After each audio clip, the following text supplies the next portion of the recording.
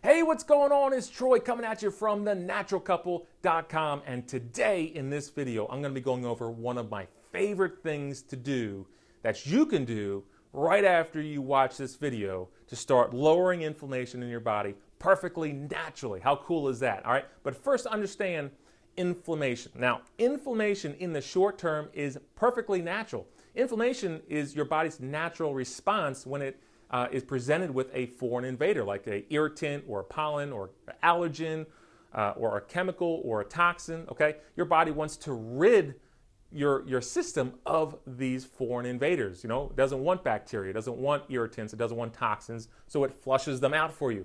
That's when inflammation can be perfectly a good thing, right? It can be a perfectly great scenario because your body is keeping you healthy. However, when you have high levels of inflammation that are prolonged and sustained over a long period of time, that's when we start to see disease, and that's when we start to see illness, and that's something that you want to avoid, obviously.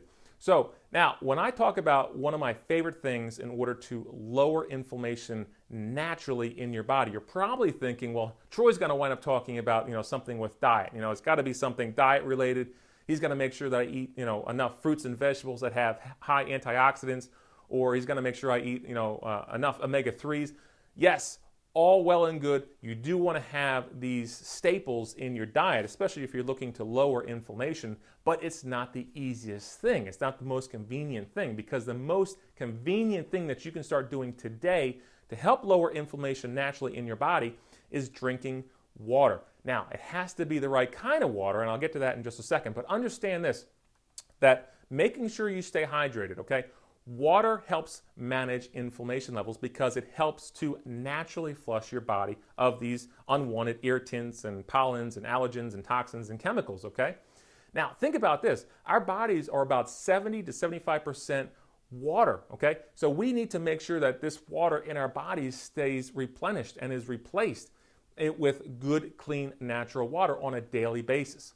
Now, when I talk about hydration, I'm not talking about drinks that we find in abundance in our society today. I'm not talking about sugary drinks like soda. I'm not talking about caffeinated drinks like coffee. And I'm certainly not talking about beer and spirits and alcohol, okay? I'm talking about clear, clean water. Now, there's a condition that happens in our bodies. It's called acidosis. And when our bodies become too acidic, that's when we become, that's the term, acidosis, okay? So when your body winds up having a lot of acids in your system, that causes higher levels of inflammation. And higher levels of inflammation is a predisposition of disease. That's when we start to see disease and illness set in your body. So again, you do want to make sure you steer clear of having these acids in your body. One good way to do that is to make sure you cut out the sugars and the caffeines and the alcohols, okay? Now, understand that water and hydration, when you drink water, water is basically the foundation, the underlying foundation of any and all chemical reactions that happen in the body. That's how important it is. So you do want to make sure that when you hydrate with water, you're doing it with the best quality water as well. Makes sense, right?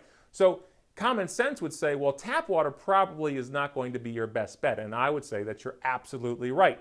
You want to make sure that your water is filtered, you want to make sure your water is clean, and you want to make sure it has the right kinds of minerals, okay?